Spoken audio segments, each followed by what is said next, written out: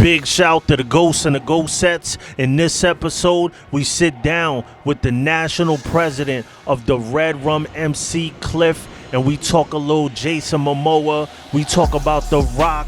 We talk about the Washington Redskins, the 13 and a half Diamond, and we get into it on this episode of Demons Row TV.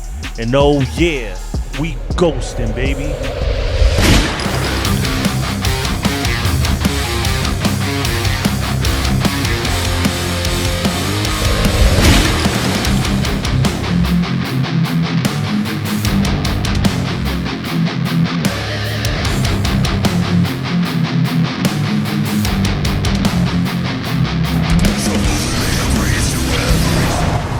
Big shout to the Ghosts and the Ghost Sets. Welcome to Demons Row TV, the holy grail of MC culture, where we cover everything motorcycle and motorcycle club involved. I'm Sos the Ghost. I'm your host for the evening, and we're gonna get straight into this interview. But real quick, I need you to hit me with that pound ghosting. And that lets me know you're alive and well, sitting on twos, doing what you do, or just part of the Demons Row community, one of my ghosts. Let's get into it. All right, so the first interview that we ever did was a rock star hit. You are a rock star. No. But I appreciate it, man. Yeah, thank you for coming on again. First ever two-time Demons Row interview, too. Whoa. So you are the man, bro. Yeah. Yeah. But I broke out my new Espinosa vest for you, bro. we did the video talking about the 13 and a half Diamond, but we never broke down what the meaning is of the 13 and a half Diamond. Sure. And people have been asking for a while. So what is the 13 and a half Diamond, the meaning of it? 13 and a half, as I said in the other video, it's been around a long time, 13 and a half means one judge, 12 jurors, half a chance. So, there's different ways to view that, You could look at it in the perspective of, I'm so bad that I'm willing to risk that. Or you can look at it in the perspective that we do. Black and brown, minorities in America, and poor white people as well. Those are some bad odds, because when you catch a case, that's it. One judge, 12 jurors, half a chance. If you happen to be a millionaire, right, and you can, no, not necessarily a millionaire, but if you're wealthy enough to hire a great lawyer, then, usually it's gravy. So you said that the 13 and a half came before. So what is the start of the 13 and a half? So, I've heard of that concept, and it's been around a long time. Black Guys in Jail talk about it. And I wanted to put it in a diamond. Like, I wanted to put it in a diamond as a different kind of message, basically saying, let's think about what we do. Look, if you have to defend your family, if you have to, and something happens and you're facing those odds, and also let's honor all those people who wrongfully have had to face those odds, we all know lots of people who ended up in jail, all their lives, and or couldn't fight a case because they didn't have a lawyer, end up with some public defender, and so, there's a lot of different messages in what 13 and a half represents, and so people see it and they're like, what's 13.5%? And I'm like, no, man, there's no percent. Okay.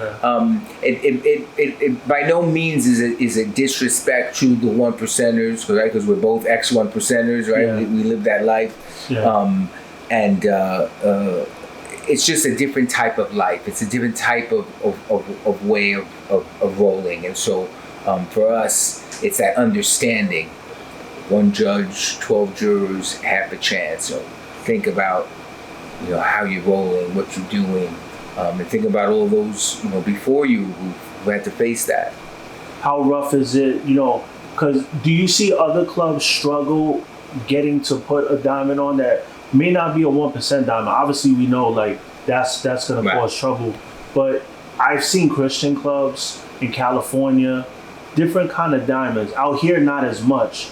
Have you seen people struggle to be able to get the respect to wear a diamond like a 13 and a half diamond? Yeah, because a lot of times, you hear dominants say, you ain't putting, that diamond on. I mean, even there have been times in our negotiations in the very beginning where they would say, hey, man, what's up with that? Yeah. What's up with that diamond? And as I said in the last video, you have to really be able to converse what that diamond means to you, and you better do it good, and you better know what you're talking about, because in the MC world, as you know, diamonds are not taken lightly. So for us, we really believe in what this stands for. We created it, and as a team, basically, with LO Legion of Doom, first clubs to ever wear it. There've been a few clubs that have copied it and whatever. Yeah. But Legion of Doom and Red Rum were the first clubs to put it on, and to truly honor it. And you're the father of it. You created the actual 13 and a half diamond, right? Yeah. I created the first 13 and a half diamond. So only the two clubs and other people that might have seen it and thought it was a cool concept. No? Yeah, there are other clubs. I mean, that's just doesn't there's nothing you can do sometimes when things like that happen. But there have been clubs that have tried to do it, and dominance in their areas were like, hell no. Yeah. And also recognizing the fact that where it came from, had a respect for us, and we're like, nah, man, you ain't wearing that. Another question that people were asking from the last interview, they were saying, does Red Rum stand for murder backwards? Yeah, no, it doesn't stand. Red Rum is originally it was Red Rum Crew, and then we took it off. Look, people always say that, it's Red Rum is murder backwards. You get that all the time, and look, we then that means God, backwards is dog, right? We spell things backwards, and the concept that people think, of course, when they see Red Rum, they think of that. For us, it's Red Drum, like Red Drum, as you see all our, you're in our clubhouse, man, it's a mixture of biker and Native American objects, and so we honor, our traditions in this club, and we sort of walk that fine line between our indigenous traditions and being bikers at the same time, and sometimes combine it. Bikers have an affinity. I mean, they really are drawn to the indigenous people of this continent. I mean, Harley Davidson for years was putting indigenous people on their gas tanks, or I think they had one, or feathers, or on their jackets, and of course Indian motorcycle, right? I mean, they but now we're getting into cultural appropriation. So now Indian removed their Indian logos, and they're still keeping the name. What do you think about the Washington Redskins changing their name to the Commanders? Yeah, I think it's all part of that cultural appropriation mascot sort of issue. Are human beings really mascots? And this is like a whole other subject on here. Because I'm sure there are a lot of bike community that just don't get it. They're sort of caught up in that mindset. So is the Redskin term? Is it seen as a disrespect, or is it? Well, the term Redskins comes from scalps. So here in New York, the Dutch had bounties on Native American heads. So they would pay mercenaries to bring back here at Fort Amsterdam when the Dutch arrived in New York. The Dutch translation of what they called it turned into Redskins. And so eventually these mercenaries would take so many heads that it became cumbersome, and they began taking scalps. And so that's what the term Redskins comes from. So there's like journals where you could see where they actually have what you could, like, let's say 5 scalps, you can get a musket, or for trade, Wow. what. So that's where the term Redskins comes from. That's dark. Yeah, it's a dark. Wow. So all them roads that say Indian Head Road, those are actually places where heads were, mass graves of indigenous people. Most of the time, like towns and places. So Connecticut is famous for the word Indian. There's a lot of Indian Head Road, Indian Head. There's a lot of Indian Head stuff in Connecticut. No wonder I've always been a Giants fan and hated the Redskins. But they changed it. So yeah. So wow, yeah. that's so dark. I never knew it was that dark. And bikers are like we host a lot of Native American festivals, powwows. Like we got one coming up in New Jersey on Father's Day weekend.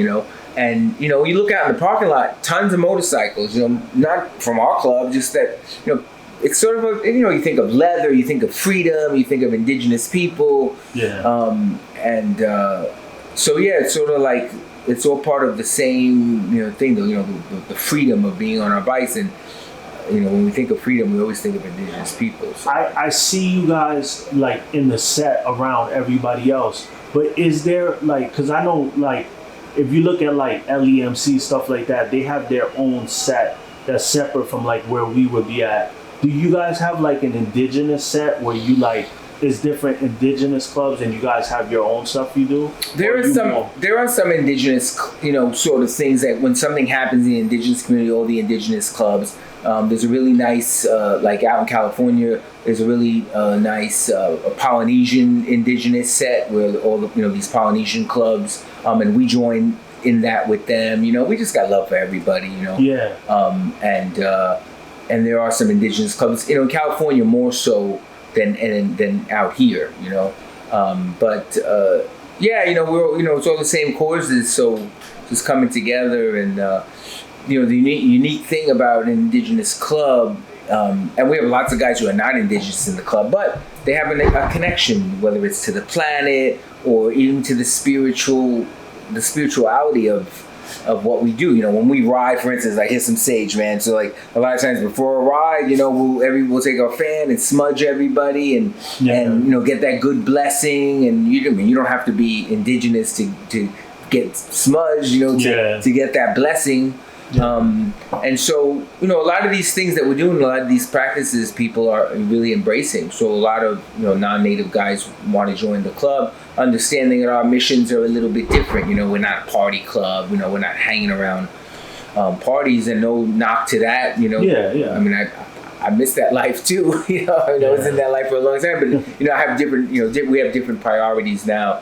It's just a different kind of club, and there's space for everybody, in what you do, what you believe in, what you like. And we never knock anybody. If guys want to party and ride their bikes and do all the thing, God bless them, Yeah. We just kind of roll in a little bit of a different way.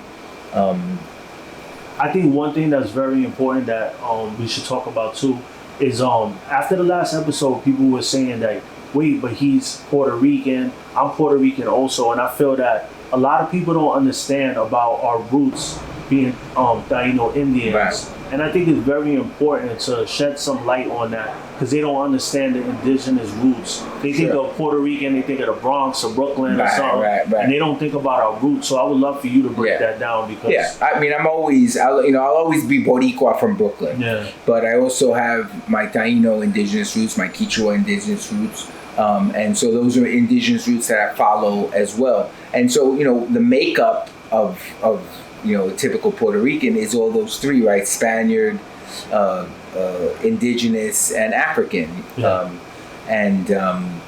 Lots of Puerto Ricans, Boricua. And when we say the word Boricua, that's the indigenous word for the island. There's so many practices and ways that people on the island live that come from the original inhabitants, from our Taino ancestors. So there's a resurgence of people wanting to connect to their indigenous roots. Yeah. Wanting to looking for understanding that this language, that the Spanish that people speak they've only been spoken for 500 years.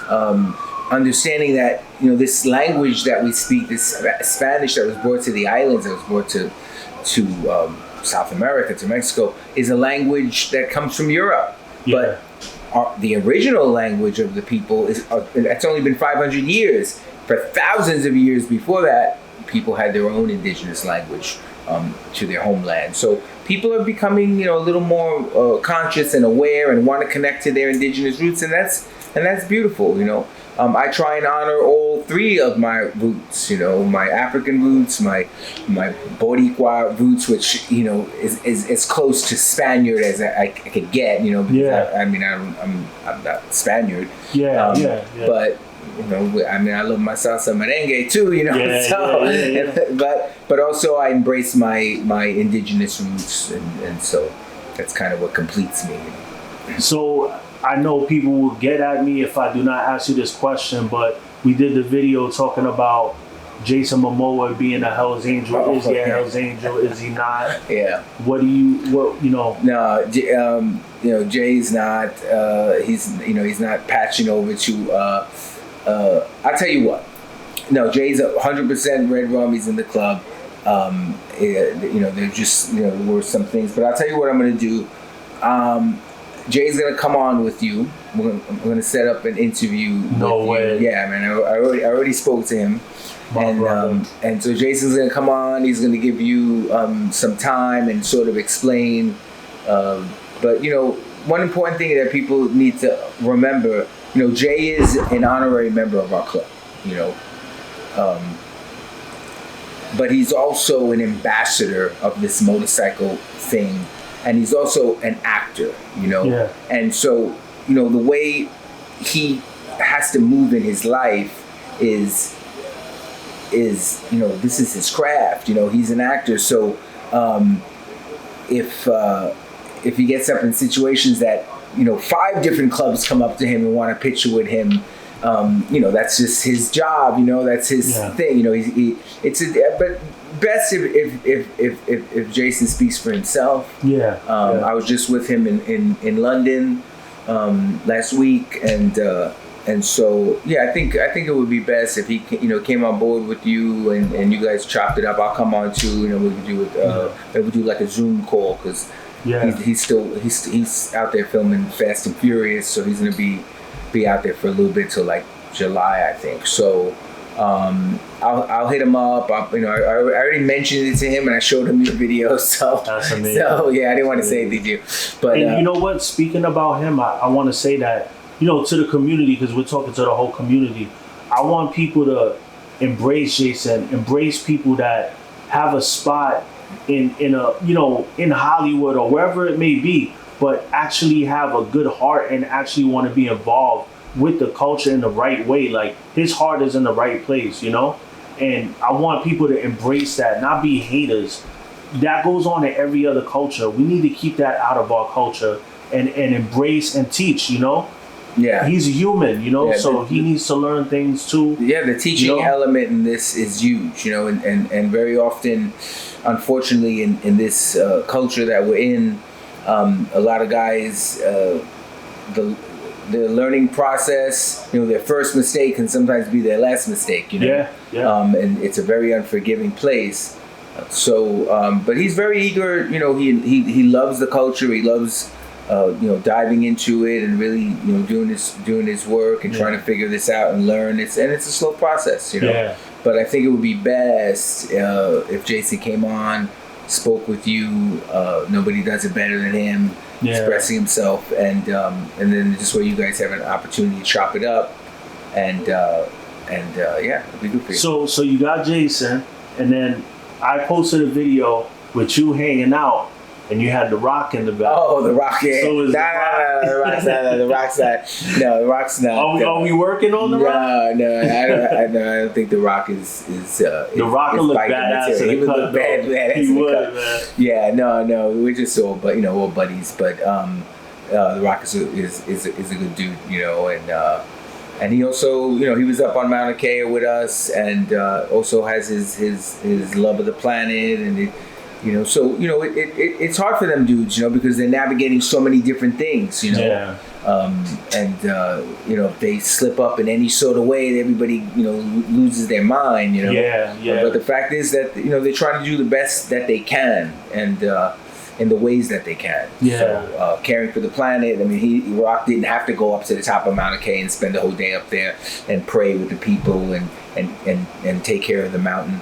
But he did, Yeah.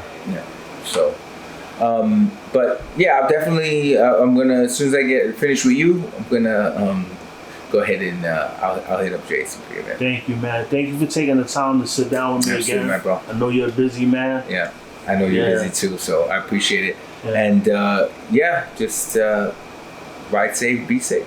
Definitely. So I hope you enjoyed that. If you did, smash the like button, share this on your timeline. With all the negativity going on, it's good to shed a little positive light. And thank you for tuning in to Demons Row TV, the holy grail of MC culture. Like, subscribe, and comment. And oh yeah, we ghosting, baby.